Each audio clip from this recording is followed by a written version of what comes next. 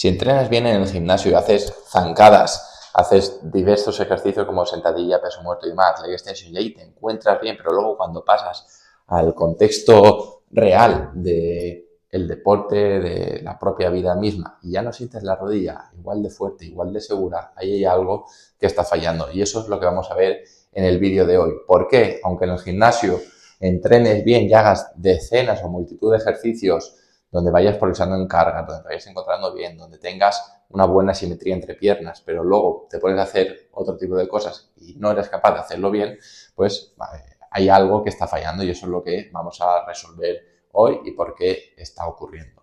Si no me conoces, mi nombre es Mauro Clemente, soy redactador especialista en lesiones de rodilla, en concreto de ligamento cruzado anterior y menisco. He ayudado ya a más de 400 personas de manera online a pasar desde el momento de la lesión, hay gente que ha pasado por la operación, otros que han podido evitarla, hasta volver a rendir en el deporte que practicaban. Multitud de deportes de todo tipo. Gente más mayor, 40, 50, 60 años, que simplemente quería estar en un gimnasio, futbolistas de primer nivel, gente que practicaba tenis, pádel, trail running, esquí, snow, diversidad de ejercicio donde pues, la rodilla tiene que trabajarse de manera específica y no solo va a bastar con lo que hagas en el gimnasio. Así que vamos a ello. Y es que en el gimnasio lo que sucede es que todo está previsto, sabes qué ejercicio te toca, cómo lo tienes que hacer, hay un entorno controlado en todo momento, si te tienes que agachar, sabes cómo te tienes que agachar y cómo tienes que subir, normalmente además se suele trabajar como un mismo plano, no se suele variar mucho y eso es algo que nos ayuda evidentemente a tener más seguridad en la rodilla.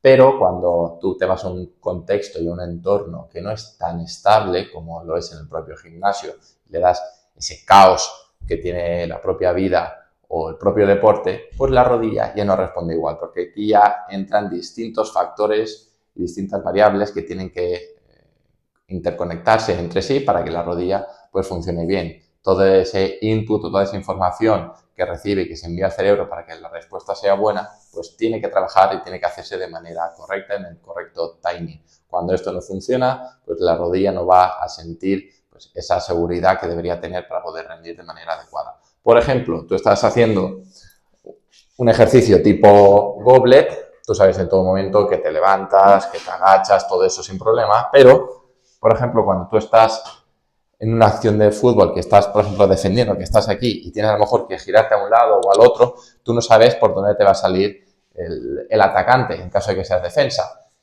Pero en cualquier otro deporte va a ser lo mismo. Tú no sabes qué va a hacer, pues, o qué van a hacer los compañeros, qué van a hacer los adversarios o qué va a pasar en la situación de juego. Esta incertidumbre y este caos se tiene que trabajar de manera progresiva desde la sala, luego con trabajo más específico en pista y una correcta progresión para que cuando llegues a lo más caótico que hay, que sería el propio deporte en sí, pues que haya habido una progresión y que la confianza que genera tu sistema nervioso sobre la rodilla que sea la adecuada para poder rendir sin lesionarte, para poder rendir con ese performance, con ese rendimiento propio del deporte y vamos a desmenuzar esto un poquito más a fondo. Así que vamos.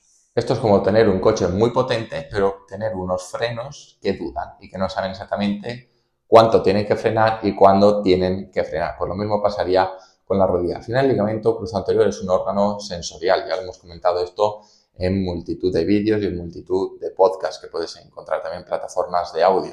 Comentamos que el ligamento cruzado anterior envía información sobre, por ejemplo, la posición articular, de cómo está tibia respecto al fémur y demás, cómo tiene que hacerse ese correcto timing de activación de la musculatura, isquiocuádriceps y demás, musculatura asociada al propio ligamento. Y cuando este ligamento se rompe, ya sea total, parcialmente, o se sustituye por un tendón, necesitamos de un tiempo para que esta información y este órgano sensorial vuelva a estar de nuevo funcionando al 100%. Mientras tanto, tú tienes que plantear una serie de alternativas y de progresión para que luego el propio deporte en sí pues, no cueste tanto. Por ejemplo, vamos a ver un ejercicio donde podemos trabajar pues, esta carga cognitiva y cómo realmente pues, está afectando. Si tenemos una mancuerna y hacemos un ejercicio, por ejemplo, de drop and catch desde aquí, que venimos aquí, subimos o incluso lo hacemos así, no va a ser lo mismo esto que tú sabes cuándo vas a caer y de qué manera, que por ejemplo que alguien te haga así y cuando tú escuches el chasquido entonces tienes que caer. No sé si se va a escuchar por el micro, porque lo tengo yo y el audio va a venir desde allá, pero vamos a hacer la prueba. Entonces, yo estaría aquí preparado y cuando escuche esto, entonces caería.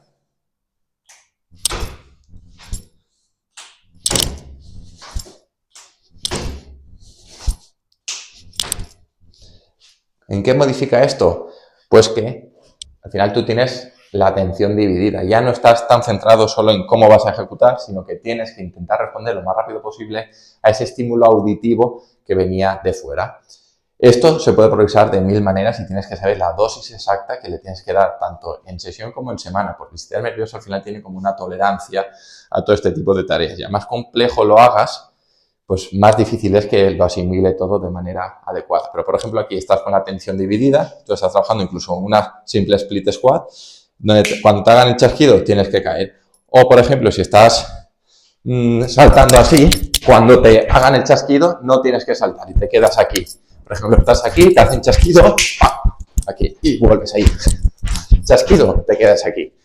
Este tipo de tareas, incluso de inhibición, también son bastante interesantes. ¿Qué sucede, por ejemplo, en situaciones de pressing defensivo, de situaciones de defensa, que normalmente es donde más se suele lesionar los futbolistas o deportes en los que haya transiciones de ataque-defensa? El defensor es el que más difícil lo va a tener, porque en ningún momento sabe por dónde va a salir uno u otro, a no ser que sea el defensor que marcaba a Robben y que sabe que siempre se va a ir por dentro. Pero te puede salir por un lado, por el otro, te puede frenar. Conforme recibe puede hacer un control orientado o puede recortar y irse para otro lado. El defensor tiene que estar como con un montón de alertas encendidas porque puede pasar cualquier cosa. Cuando le sumamos, por ejemplo, fatiga y demás, pues el riesgo de que algo pase ahí es mayor. O por ejemplo, cuando una persona no es capaz de realizar como muchas tareas a la vez o no es capaz de tener en cuenta tantas cosas a la vez. Ahí es donde el riesgo de que falle algo es importante. Pues una persona que se ha lesionado del cruzado, que me había comentado en un montón de vídeos sobre alteraciones neurocognitivas tras la lesión y operación del LCA, esto se incrementa muchísimo más. Por eso hay tanta recidiva, por eso tanta gente se vuelve a lesionar del ligamento cruzándero, porque este tipo de cosas afectan un montón y no se trabajan. Y este tipo de alteraciones no están al 100% cuando llevas 9, 10, 12 meses. El tiempo por sí solo no va a ser la variable que va a hacer que esto ya esté bien, sino que va a ser el tiempo sumado a todo lo que tú hagas en ese tiempo. Y a más tiempo pase trabajando bien, estas alteraciones más se van a reducir. No solo hay que centrarse en esos déficits o esas carencias a nivel de fuerza, de potencia, RSI y demás, incluso test psicológicos que van muy bien y que yo mismo pues, empleo con mis deportistas, sino que a nivel neurocognitivo todo tiene que volver a estar controlado, todo tiene que funcionar de manera adecuada, todo tiene que responder cuando toca responder y todo tiene que inhibirse cuando toca inhibirse. Por tanto, no necesitas hacer más, necesitas hacerlo mejor. La rodilla no falla por falta de fuerza, falla por falta de información. Quiero que me digas en comentarios en qué situaciones te cuesta todavía pues, acabar de integrar todo esto que estamos hablando. No es solo trabajo de fuerza, sino que ya ves que hay un montón de cosas que debemos tener en cuenta. Si te has lesionado de LCA y quieres que sea yo quien te ayude en tu proceso de recuperación para volver a rendir o para volver a estar bien para el día a día, aquí abajo en la descripción te voy a dejar un link para que me puedas contar tu caso mucho más a fondo y que veamos la mejor manera de ayudarte y que todo este proceso pues salga satisfactorio y que tú tengas esa seguridad para volver a practicar deporte lo antes posible. Muchas gracias por haber llegado hasta aquí. Dale like, comparte y suscríbete porque es la única manera de yo saber si te gusta o no este tipo de vídeo. Compártelo también con quien creas que le pueda ayudar. Nos vemos en el próximo vídeo. Un fuerte abrazo y hasta la próxima.